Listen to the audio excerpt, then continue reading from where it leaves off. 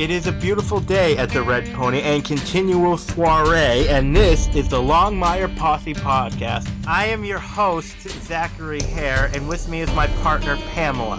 Hello, Posse members.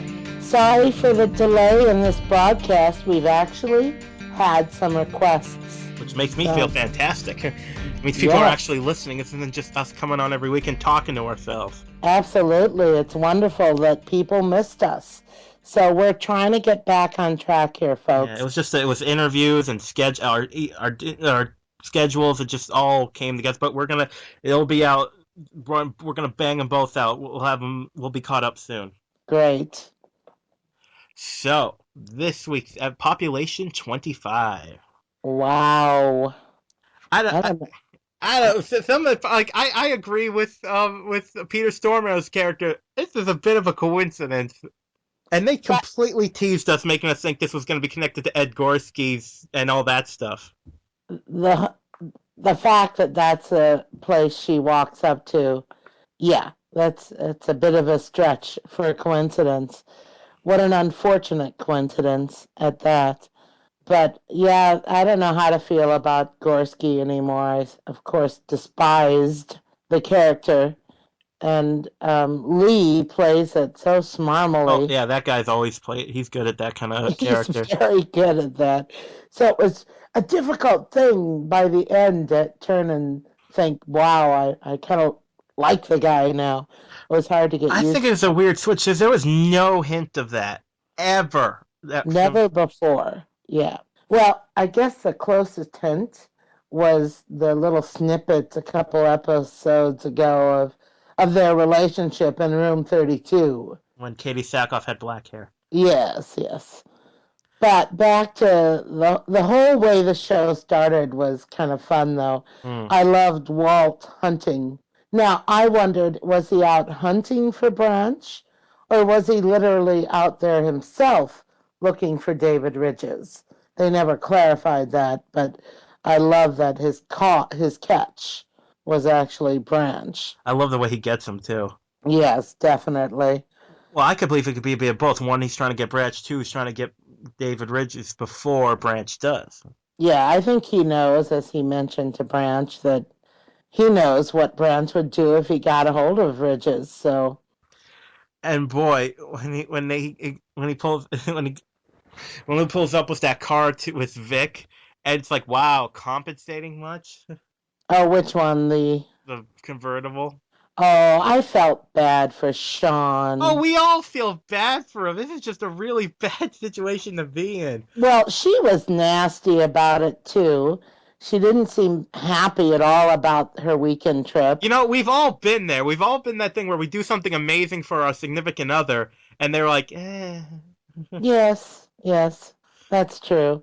But it's difficult. It was painful to watch for him. Oh yeah. And then her efforts of, her last words before they left the house is, oh no, it'll be fun.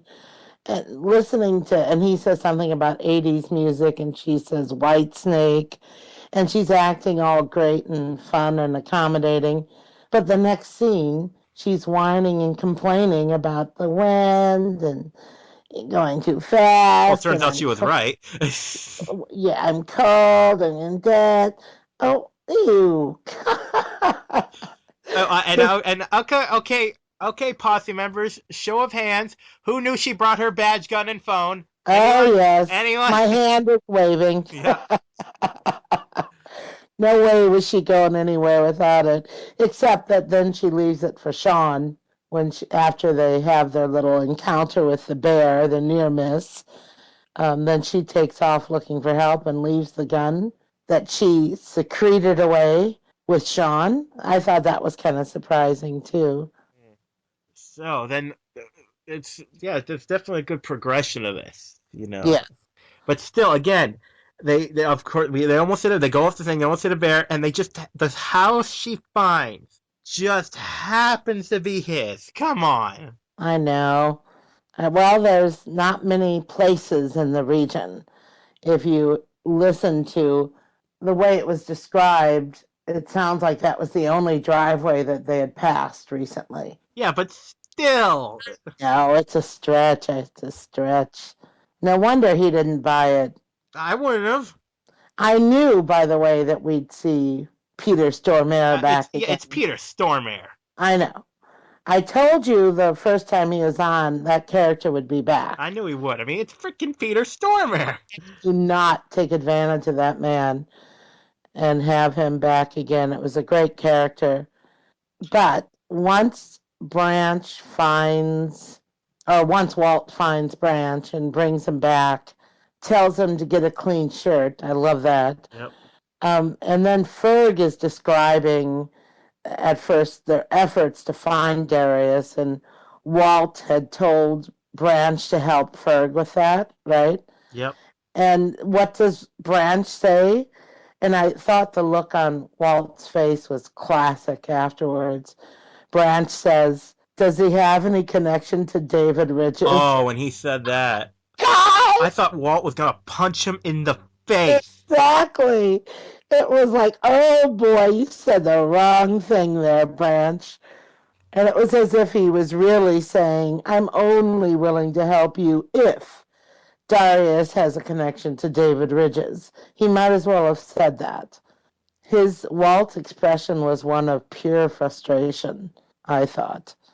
Yes, indeed. He's just spiraling and spiraling.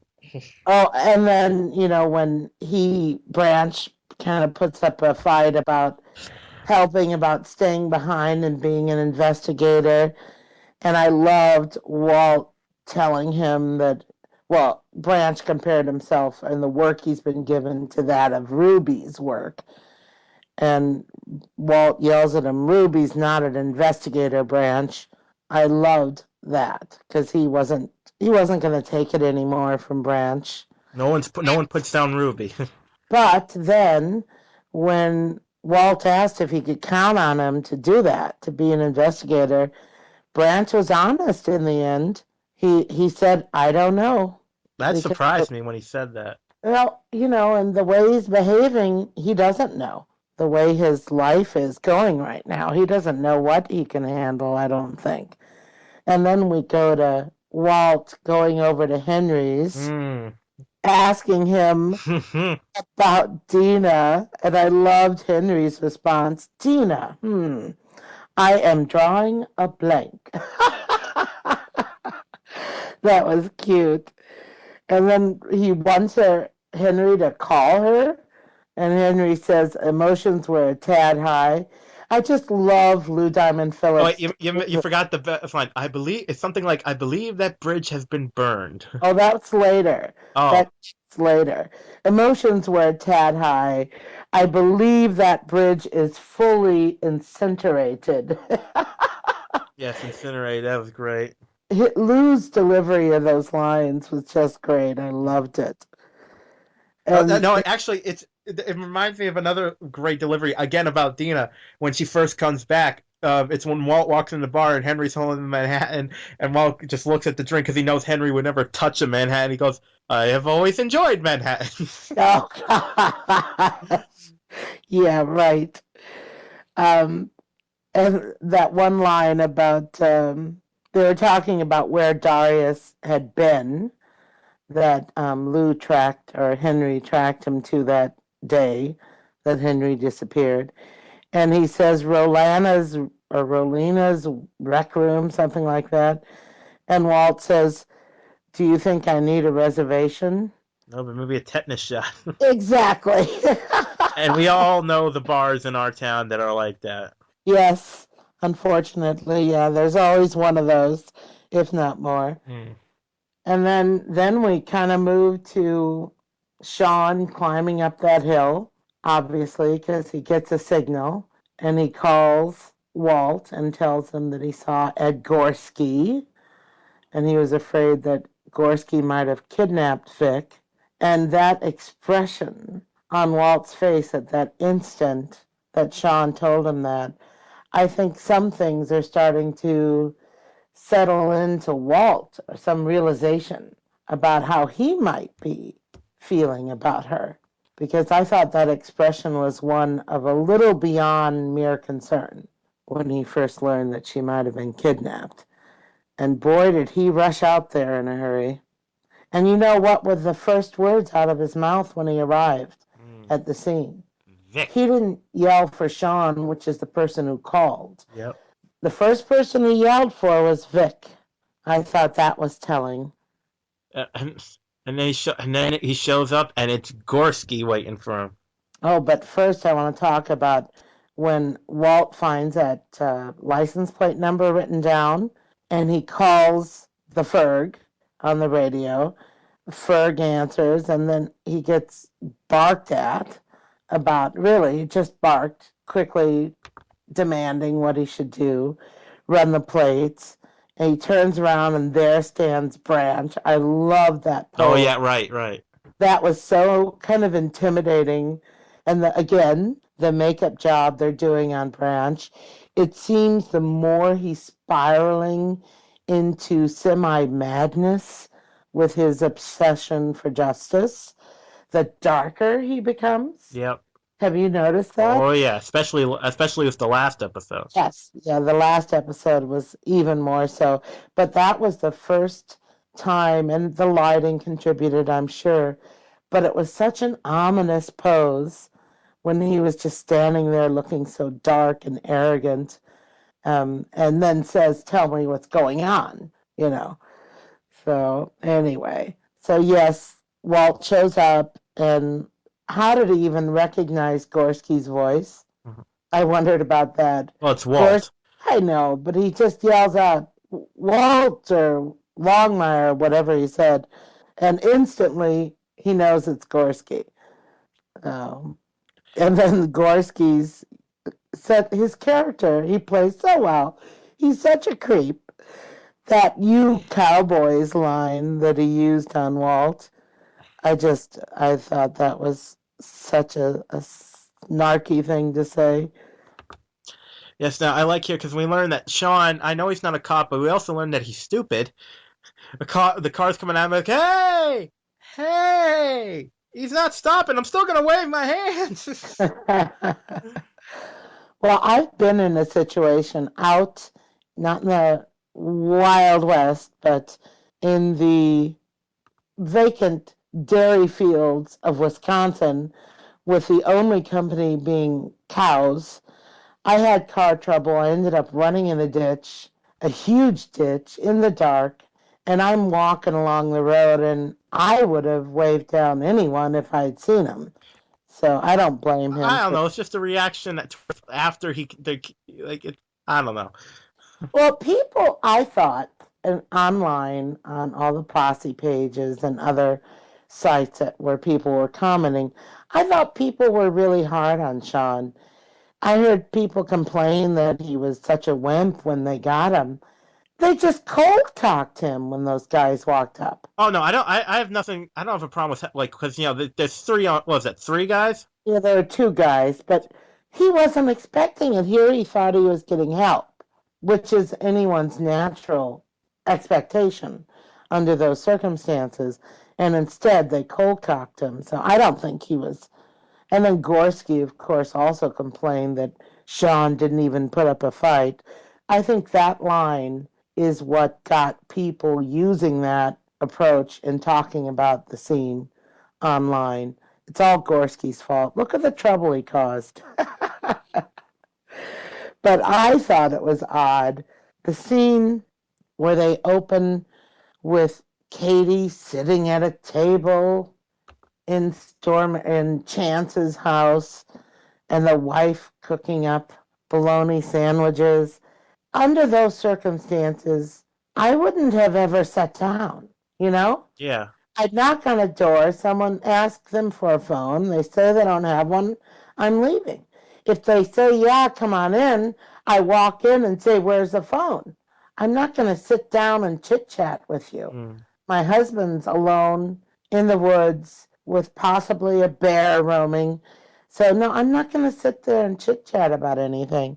I thought that was odd. And where's her cop radar, you know? Because it was really turned off. She left that at home.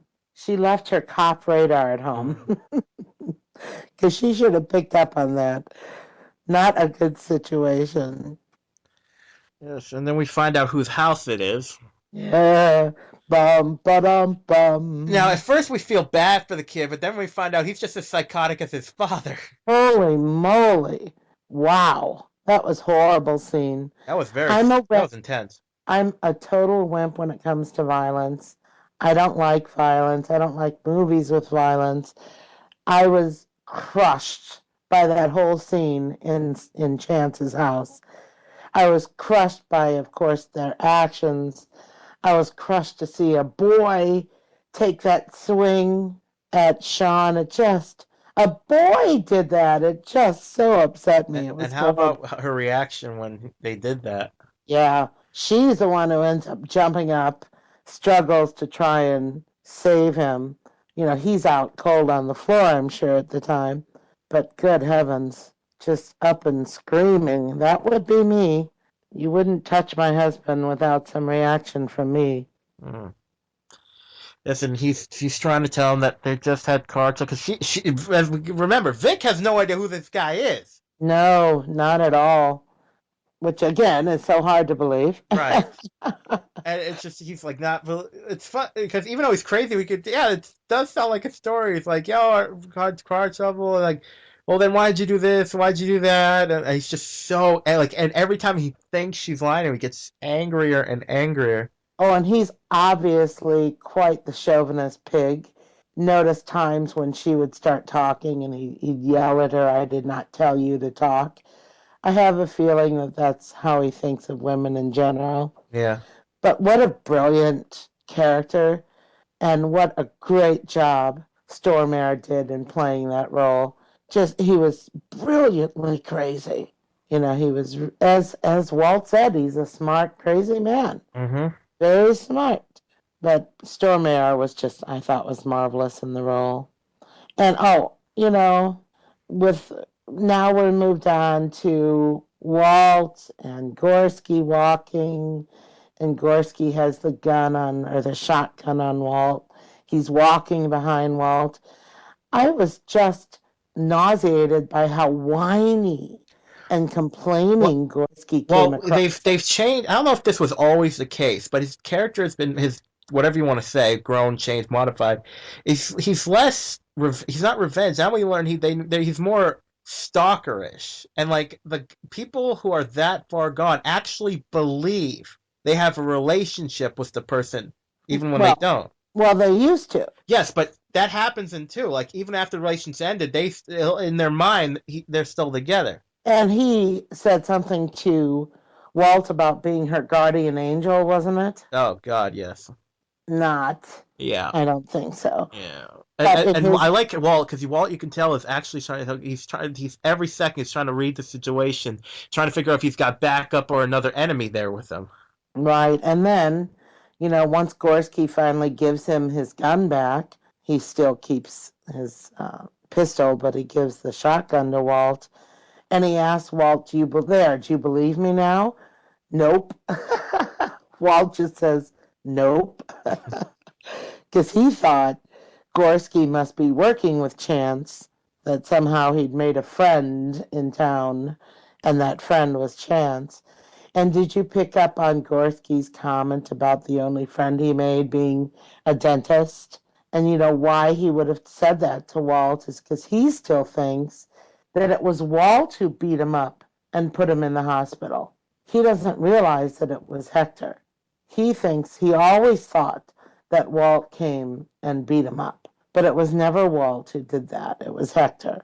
So I don't think people picked up on that. Did you? Oh yeah, I heard the thing about the dentist. I mean, did you pick up on why that Yeah, was he's saying because of you I didn't have any teeth. exactly? Yeah, I lost my teeth thanks to you.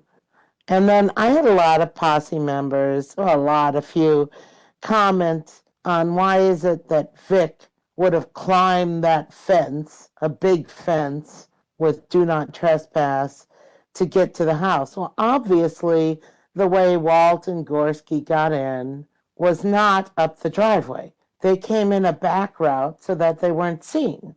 Walt knows what it's like coming in through that imaginary front door, Mm. that wooden arch. that nearly got him shot the first time we saw Peter Stormare as Chance. Yes, and they're trying to get Vic to unlock the phone. They're just berating her and yelling at her, and Sean was doing a decent job of lying, but Well, he did fine with lying, but all it did was further enrage Chance. yeah. The whole thing just made him madder and madder, and that's when the beatings ensued in there. Mm. Now, then when I love this, Gorski, who all this while, as he's walking with Walt, I'm thinking what a little rat he is and what a whiner he is and complainer. He just sounded whiny too when he's talking to Walt. And then he goes and calls Shone milk toast. That was so funny. And then Walt's line, I don't know, he probably looked pretty good after a couple of months of Yep. you Yep. That was great. when he asked why Vic ended with this guy, this milk toast guy. Yeah, I bet anyone would look good after a couple of months of Gorski. Although, when you think about it, you can also read into that even Walt thinks he's not a good man for Vic. He's just a Yeah, better choice than Gorski. right. And that's not hard to do. It's not hard to find a better choice than Gorski. No. Pretty much anyone would have been. And the helmet scene, it just, as a woman whose husband rides a motorcycle, and with a black helmet. I hated that helmet scene with the beatings. Really just didn't even Uh, like. yeah, that was intense. Although Awful, the thing awful. about Gorski's character is the last time we saw him, he's saying to Vic, "I'm gonna bring everything down," and now he's like, "I love her. I'm gonna protect her." It's like, what's going on here? Yeah, no, I don't understand the arc of the character development there. He just, as you Something got said, changed behind the scenes. It's the only thing that yeah, makes sense to something me. changed, and maybe there's more on the editing room floor that better I explained. would not be. Well, maybe not. Yeah, I bet there's something that was in a script that got tossed. I bet there is. I bet there Well, is. we should get the guy who plays Gorski for an interview, and we can have. Well, I'll have to try for Lee Turgeson. Mm. Um, and then Branch going and snooping in Vic's house. I understand. No, I don't. No, I don't understand because we already knew right. that she wasn't there. We already knew exactly where their car went off the road. There's no benefit for him to go into her house at this point. No, He's not going to learn anything. and there's definitely no reason for to go on her computer. Exactly. So I don't think his intentions were ever good. Because he later tries to explain it away. I I don't think he had good intentions for going in there in the first place. No. There's no purpose he could have gained in the effort of finding her. Going there didn't help that at all. And darn, when that state trooper showed up at Chance's, I'm sitting here yelling at the television, "No, don't go up there!" And boom, took him out. This episode, again, the intensity level is really going up and up. We had the episode with Branch torturing Poteet, and then this episode, I mean, it's just getting and getting and getting more and more intense. And then the way that they shot and to show the way they shot the trooper, it just seemed more violent than it's been in the past, and certainly a heck of a lot more intense because I was on the edge of my seat when I saw him pull up. I'm yelling, "No, don't get out, don't go, don't what?" And he's walking up to that imaginary entrance to the house, and boom, he's gone. That was just awful. Mm. And then we see him get dropped in that little pantry. And the big mystery for everyone was what exactly was Vic screaming? Yeah, was she just screaming or was she saying something? She actually said on Twitter that she was saying, "How do you get this damn thing Oh, open?" I heard that. Because she was having difficulty unzipping in real life. I mean, not as the character. She improvised that scream out of her own real frustration because she couldn't get that bag Well, open. I understood that, but did she say anything else? No, Okay, because I no. wasn't. All she said in the beginning was she repeated Walt's name like 4 times. Oh, she did say Walt, his name. She did yeah. scream his Oh, name. yeah. Okay. She said his name, Walt, Walt, Walt, Walt. And then she rushes to the body and Oh, tries to and Sean's open it. face when he. Oh, oh. Yeah, Sean knew. And then when she finally opens it and sees that it isn't Walt, there was more communication Oh yeah. between their faces. You I mean, of all the characters, and we always talk about Walt, we could see Sean updating his Plenty of Fish profile at that moment. right? We always talk about Walt being a man of few words. Yeah. But boy, those two people, those two actors, Mike Mosley and Katie Sackhoff, they speak volumes just through their glances at each other. I just loved it. I've really been enjoying the acting of that relationship, how they're playing it out. They're really doing a great job. Yeah. And so we more of it, and we find out. Well, we find out on two fronts that that the reason that Chance is acting so weird is because he killed a census taker. Right. And I wonder if when he killed the census taker, if he ate his liver with fava beans and a Chianti. Well, he's keeping them on ice. Come on! When they said census taker, I bet you, I'm gonna post this on the posse page. I want to know if anyone else was thinking that. I did not, and I did see Silence of the Lambs. But I did not think of that one when they said census taker. What I thought was that there's no way he was killing a census taker. In his mind, I bet he thought he was some big federal agent. Well, actually, it was just a census taker, and actually, he did. His paranoia had this guy as some big FBI agent or something, some covert federal agent investigating him, and it wasn't. It was just a census taker. So that's what went through my mind is I bet Chance thought he was someone else, someone bigger in the federal. I think it's more like anyone who's federal is fair is an enemy combatant. I think it's more like that. Look at how he treated Vic. He's paranoid. She comes to the door, and that, again, we're talking about the coincidence of it being a stretch, but he comes to the door and instantly assumes that she's there to investigate and that her husband isn't her husband.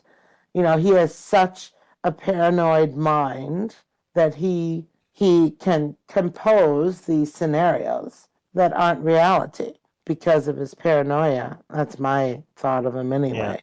But you know what I was sure of?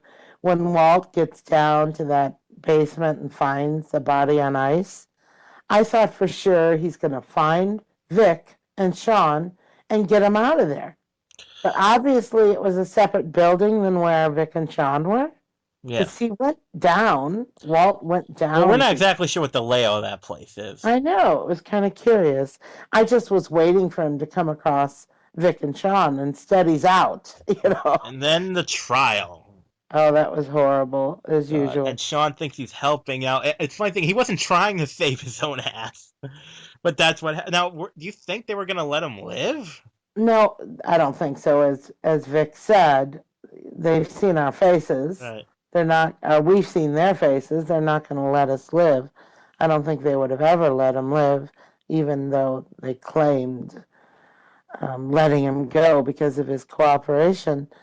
But what I find odd is that, in spite of what Vic told him before the trial, she told Sean that we're not going to survive. That cell code is the only thing keeping us alive right now. And what does he do? The first thing in the trial, he gives it up. I know. I don't understand what he thought he was going to accomplish with that, other than getting himself free. But boy, it certainly was dumb. After what she just told him, it was really dumb. Yeah. And I love the whole little speech she gives.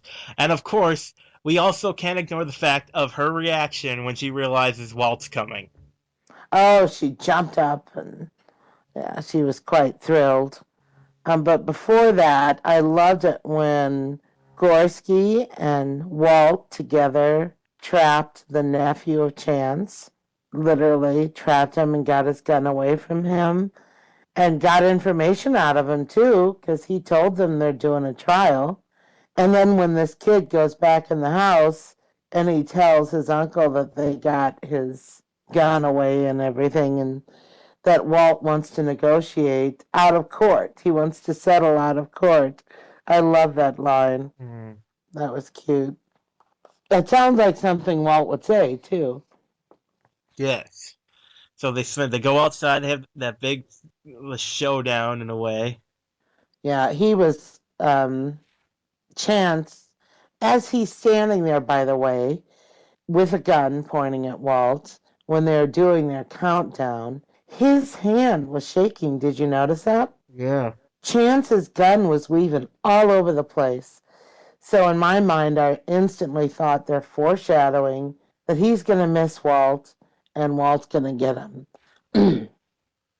So and I like this little exchange between them because I like how like Chance knows that Walt was keyword, and Walt knows even though the guy's psychotic, if he gives his word, he's not a liar, he's a psycho.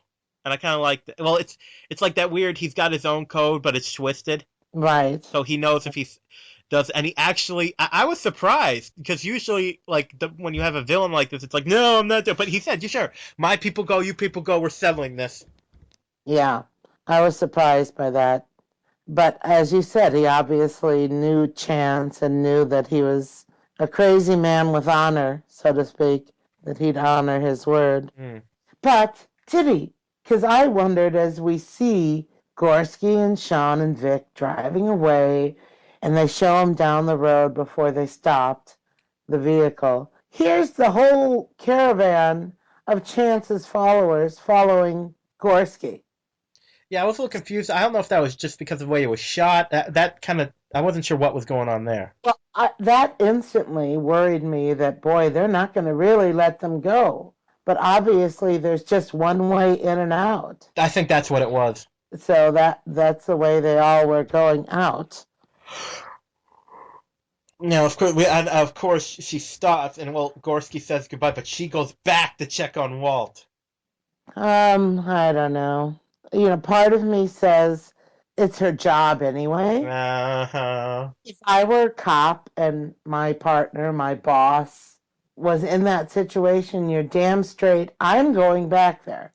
The minute I have the opportunity and can get a gun on me, I'm going back. I wouldn't leave a partner as a cop. I wouldn't leave a fellow cop in that But then situation we have the alone. showdown, and Chance finds out that Walt, like he's when he, I love the look. It's subtle, but it's there when he realizes that her story was true. Oh, yes. Yeah.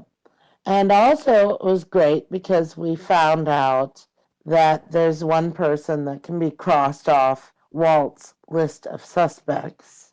Chance didn't have anything to do with the death of his wife or with Miller Beck. And when he asked the question, the guy told him no. And Walt believes him. So now at least we know that much.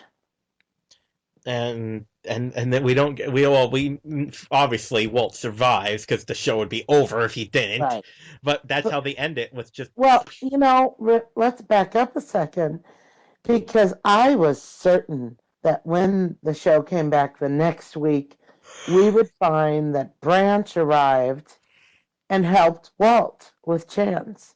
Because remember, Branch arrived to the scene of the accident and he was looking through stuff, of course, in Vic's trunk. Leave it to Branch. yeah. But I thought for sure, because he was only a couple miles away and he had a vehicle, that he would probably end up being the one to come in and help. And we'll find out next week, at the time I was watching it, that Branch showed up and helped save the day. Well, he didn't show up, and they've never dealt with what happened to him. So I was just surprised he wasn't part of the solution in the end. See, there's a part of me that keeps hoping for that good Branch to start showing himself. Well, Bailey gave us little hints. I know, and Bailey really thinks his character's good at heart. So I was just waiting, thinking, boy, here's where they're going to put Branch back on track. He's going to help Walt save the day there. He's going to save Walt. And as we later find out, that wasn't the case. But at the time, and for that whole next week, I even wrote about it on the Posse page that I was sure, and on Twitter, I was sure that Branch ended up going there and helping. You know, he's not dumb. He would have seen the parade of cars coming out, and he would have probably gone back the same way they were coming from. But anyway, very interesting episode. Very fast moving again. When the show was over, it's like, no, it Yep. can't be over already. It just zooms by. I liked this episode. It was intense. It was focused. I mean, of course, the only like I said, the only thing I promise is that she just happened to stop in front of his house. Of all people on the planet, and in that town of 25, because we know that Ucross, Wyoming is only 25. Did you know that? I did not. That there's something behind the name of that episode, and that is the town that the author really lives in, Craig Johnson, is literally Ucross, Wyoming. UCROSS. Population 25. Boy, that must be one boring school dance in that high school. So it's a very small, I don't know, I don't even know if it's incorporated or not, but it's a very small town and there is a population sign. It says Ucross, population 25. In chalk. Yeah, there you go. And So Craig is the king. yes, yes, of all of Buffalo. So you know they had Longmire Days last weekend, Yeah. which was I missed, unfortunately, but I got to live vicariously through all the great pictures that I begged people to post on the travel log page. I created, if anyone's listening and you were at Longmire Days, there's a Longmire Days travel log Facebook page. Please go there and post your pictures that you collected from Longmire Days. But you know what really, as did last year too, what really stands out to me, I wasn't there, but just from the pictures and from the stories that I've heard from those who did attend, is how very kind and gracious this cast is. And for the first time, guess who was there? Zahn McClarnon Ah. plays Matthias, was actually at Longmire Days this year. And there's lots of great pictures of him smiling, which a lot of the posse have enjoyed because we don't get to see Matthias smile much on the show. So that was fun to see. So it looks like everyone had a great time. Hmm. And the whole of Longmire Days, the last official event was an evening of jazz standards performed by none other than Adam Bartley and his little jazz trio as backup. Adam sang jazz standards to close out Longmire Days. Boy, I wish I was there for that one. Would have been great to see that. So the next episode we have the luxury of having seen already. I can't wait to talk I, about that one. I can't either, and that'll be coming up soon, folks. And we got some really good interviews still coming your way. Oh, hopefully, still trying to work those details Yes, out. yes, and we're having big trouble with your nephew, the big star. I don't know who you're referring to. I bet your nephew, Lou Diamond Phillips, of course. Yeah, exactly. Yeah. No, A lot of people Adam. don't know he's your nephew. Adam. Oh, yeah, But I'm making a joke because it's been so difficult to coordinate yeah. with my own nephew to get an interview It's going been here. harder to get your nephew for an interview than Lou Diamond freaking Phillips. No, or certainly a lot harder than Craig or Bailey, Right. since we've got that done already. And I'm working on a few other people as well. So hopefully we'll get some more interviews going real quickly here because unfortunately we have only 3 more episodes to talk about. Ah, 3 more episodes to do a podcast about. So we have to get some interviews right. going here soon. I'm working on it. So thank you, everyone, for your patience. I'm so excited that people actually wrote the podcast company, Southgate Media Group, and wrote comments on the Posse page, too, that they were looking forward to another podcast. I had someone ask, are you going to do any more? Yeah. Yes. Now, were they asking for just you, or did they mention me as well? Now, they asked for the podcast, Okay. not asking for me. Okay. And I actually, it was so cool. I actually got a direct message on Twitter, someone asking for the link again to the Southgate Media Group directory of Longmire Posse podcasts because she had lost the link and she wants to subscribe. So Nice. that's really cool. It was great that someone's actually listening. We love it. Thank you. So, that's all for this week. Until next episode. All right, time to go. All right, Posse, let's ride. If you would like to donate to help pay for this and other Southgate Media Group podcasts, simply go to our website, southgatemediagroup.com, and click on the donate button. It can be as little as $1 or, well, as much as you want. Help keep this fun going by supporting this and our other shows. Thanks again for listening, everyone.